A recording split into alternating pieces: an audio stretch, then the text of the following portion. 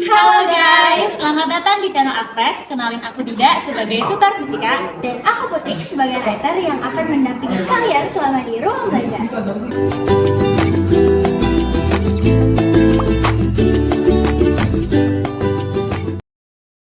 Halo teman-teman, Assalamualaikum. Jadi ini adalah materi bab terakhir sebelum UTS fisika, yaitu bab 7. Kita bakal belajar getaran, gelombang, dan mitigasi bencana judulnya.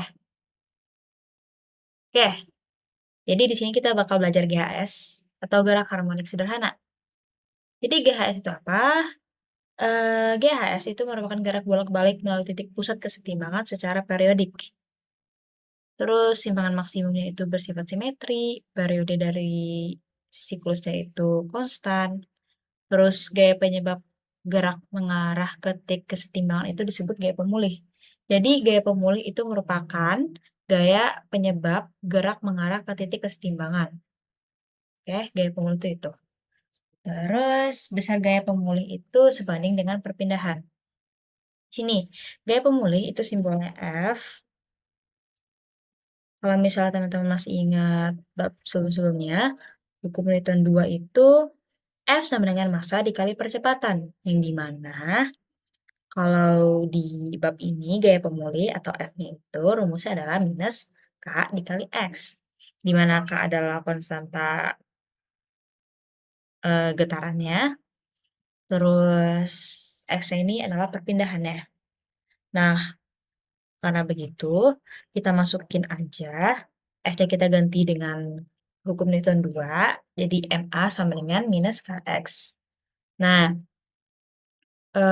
ini pakai matematika sederhana aja, jadinya A sama dengan minus K kali X per M. Teman-teman pasti tahu. Terus ada pegas vertikal.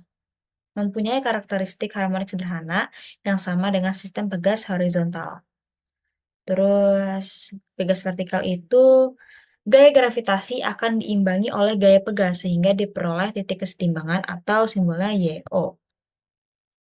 Terus ada dalam GHS ada istilah-istilah yang teman-teman harus tahu.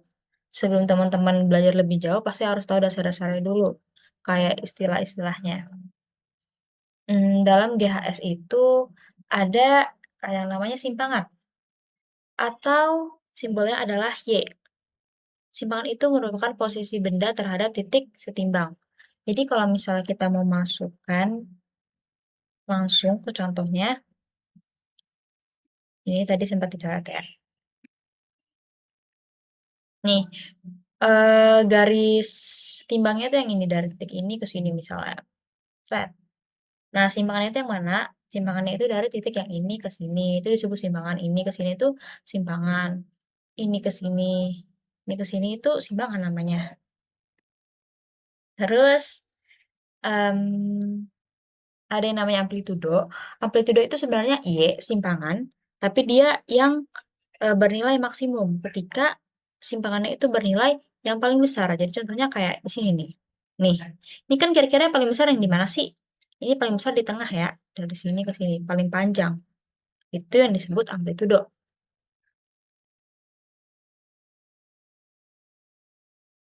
Terus ada periode atau simbolnya itu T, T besar ya. Terus T itu rumusnya adalah T per N, yang dimana T itu adalah waktu, dan N adalah banyaknya getaran. Oleh karena itu, kenapa periode itu definisinya merupakan waktu yang diperlukan untuk menempuh satu getaran penuh. Jadi kan karena dia T dibagi N, jadi biar N-nya itu 1, ya T-nya jadi berapa untuk menempuh satu getaran itu. Nah, frekuensi, kalau teman-teman masih ingat materi SMA, frekuensi merupakan seper-T. Jadi ya tinggal dibalik, frekuensi sama dengan N dibagi T. Terus ada persamaan Y sama dengan A cos omega T. V sama dengan segini, A sama dengan segini. Ini omega ya. Omega itu apa? Teman-teman harus ingat, omega adalah kecepatan sudut. Dengan di sini omeganya rumusnya adalah Akar K per M sama dengan 2πf sama dengan 2πt. Terus ini kenapa bisa jadi kayak gini ya? Ini dapatnya dari persamaan yang ini sederhana, matematika sederhana. Bisa, bisa, bisa. Terus ada energi GHS. Nah, energi GHS ini di materi ini sih aku anggapnya kayak energi mekanik gitu ya. Energi mekanik masih inget dong, energi mekanik itu sama dengan energi kinetik ditambah energi potensial. Nah, bedanya di sini kalau energi kinetiknya itu dia pakai simbolnya adalah K. Dengan K-nya rumusnya sama, setengah mv kuadrat. Bedanya kalau di sini energi potensialnya itu dia setengah KA kuadrat. Tapi sebenarnya kayak setengah KX kuadrat sih. Tapi karena di sini udah ada tulisannya X sama dengan A, jadinya ya X-nya diubah jadi A.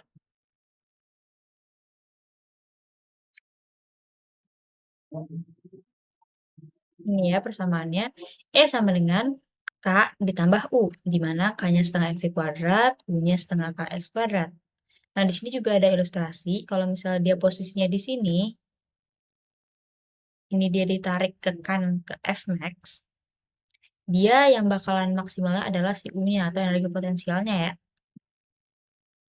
Dengan rumus setengah KA kuadrat. Kalau dia di titik setimbang di sini, ini ceritanya titik setimbangnya di sini nih. X-nya sama dengan 0. Maka yang maksimal adalah energi kinetiknya. Jadi dia E-nya tinggal masukin si kinetiknya aja, nggak perlu ditambahin energi potensialnya. Nah, kalau yang kanan ini sama kayak yang kiri. Bantul sederhana terdiri atas sebuah massa yang terikat dengan tali tegar yang tidak bermassa. Ini tipe, harusnya tali kali ya. Maksudnya gimana kayak sebenarnya kalau kita pakai tali, tali itu pasti punya massa dong. Tapi di sini tuh dia kayak seakan-akan menganggap bahwa talinya ini nggak punya massa. Itu yang namanya bantul sederhana. Jika suatu bandul dengan panjang L diayunkan dengan simpangan sebesar 0, maka gaya gravitasi akan berperan sebagai gaya pemulih. Gaya pemulih tadi itu apa? Gaya pemulih itu kan gaya yang menyebabkan dia tuh balik lagi ke titik setimbangnya. Jadi kan kayak misalnya ini bandul. Kan gini deh. Gimana ya? Gini, ini bandulnya kali ya misalnya. Kalau dia misal kita nggak simpangin ke kanan atau ke kiri, nggak simpangin kemana-mana, berarti kan dia tetap di sini. Nah, yang berperan sebagai gaya pemulihnya ya gaya gravitasi. Jadi dia tetap setimbang gitu. Terus ada getaran paksa atau resonansi merupakan hmm, di sini penjelasannya amplitudo getaran bergantung pada perbedaan frekuensi alami benda atau FO dan frekuensi eksternal F dan mencapai maksimum ketika F sama dengan FO. Contohnya tuh kayak runtuhnya jembatan Toko Manado, hancurnya kristal karena suara. Ada juga getaran teredam. Suatu sistem getaran umumnya itu punya gaya redaman atau mengalami gaya redaman sehingga amplitudonya itu terus berkurang. Gaya redaman berbanding lurus dengan kecepatan getaran. Ada juga gelombang. Gelombang itu merupakan getaran yang menjalar yang terdiri dari gelombang mekanik, gelombang elektromagnetik, dan gelombang gravitasi. Nah, teman-teman, ciri-ciri gelombang itu di sini nggak ada di PPT. Yang pertama ada dia mengalami refleksi atau pemantulan, kedua refraksi atau pembiasan, ketiga interferensi atau perpaduan, keempat difraksi, dan yang kelima adalah polarisasi. Nah, polarisasi ini hanya terjadi di gelombang transversal. Gelombang transversal itu apa? Nanti kita bahas di bawah. Nih, karakteristik gelombang itu mengalami pemantulan dan pembiasan saat melewati dua batas medium. Saat dua gelombang bertemu akan mengalami interferensi. Jika melewati suatu halangan atau celah kecil mengalami difraksi. Nah, gelombang, kalau di SMA itu, kalau teman-teman masih ingat, gelombang itu ada dua. Ada yang transversal dan ada yang longitudinal. Transversal itu terdiri atas bukit-bukit dan lembah-lembah. Kalau longitudinal terdiri atas serapatan dan regangan. Jadi ada yang namanya lambda atau satu panjang gelombang. Disebut satu panjang gelombang itu bagaimana? Kalau di gelombang transversal, satu lambda atau satu panjang gelombang itu terdiri atas satu bukit dan satu lembah. Kalau dia di longitudinal, dia terdapat satu rapatan dan satu regangan. Nih, kalau kita mau coba ngitung yang ini berapa gelombang nih? Kan tadi aku bilang kalau satu lambda itu satu bukit dan satu lembah. Nah, kalau ini kan dia punya dua bukit, tapi satu lembah. Berarti dia berapa lambda atau berapa panjangnya?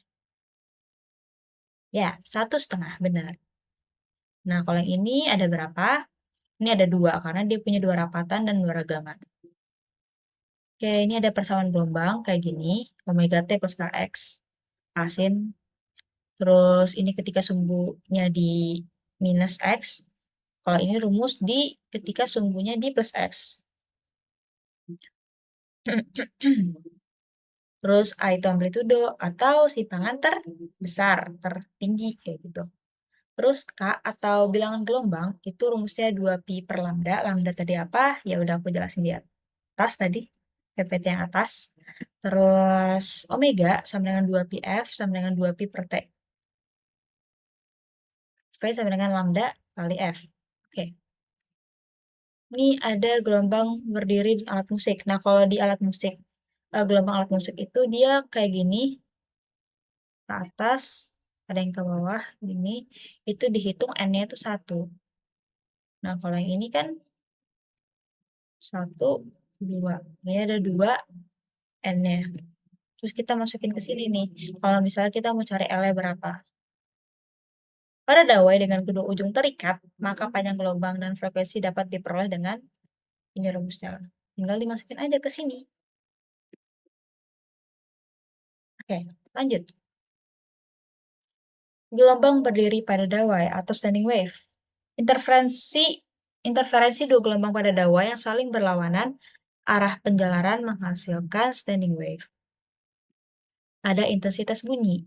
Intensitas bunyi itu merupakan daya rata-rata kesatuan luas yang tegak lurus terhadap arah penjalaran. Ini rumusnya ya. I sama dengan P per A. Dengan P adalah daya dan A adalah luas.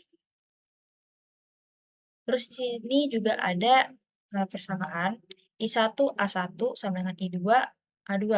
Nah, kalau misalnya teman-teman bingung, lah luas permukaan itu luas apa? Pakai rumus apa? Ini pakai rumus ini. A sama dengan 4 pi R kuadrat. Ada taraf intensitas bunyi. Ini lambangnya. Satuannya adalah dB. Rumusnya adalah 10 log I per I0. Dengan I0 itu udah ditentuin sebesar 10 pangkat minus 2. Ada juga efek Doppler. Ini udah aku coret-coret. Bentar ya. Ini V aksen. Ini sebenarnya lebih bagus kalau kita tulis adalah VP. Biar lebih gampang ingatnya, lebih gampang pahamnya. VP atau frekuensi pendengar sama dengan VS, frekuensi sumber, dikali V dengan kecepatan bunyi ya. Kecepatan bunyi itu udah ditentuin 340. Plus minus V0. V0 ini maksudnya VP. V plus minus VS. Nah,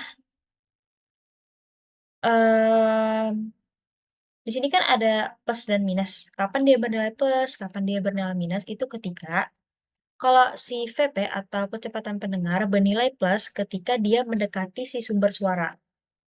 Dia plus kalau dia tuh mendekat. Kita tulis aja kayak gini ya, mendekat. Mendekat tuh kayak gini ya. Mendekat. Kayak misalnya di sini. Ini mendekat. Nah, kalau pendengar itu dia menjauh, dia akan bernilai negatif. Misal orang. Ya. Dia menjauhi si sumber suara, maka dia akan bernilai negatif. Nah, beda kalau misalnya kecepatan sumber. Kecepatan sumber itu kalau dia mendekat, dia malah negatif.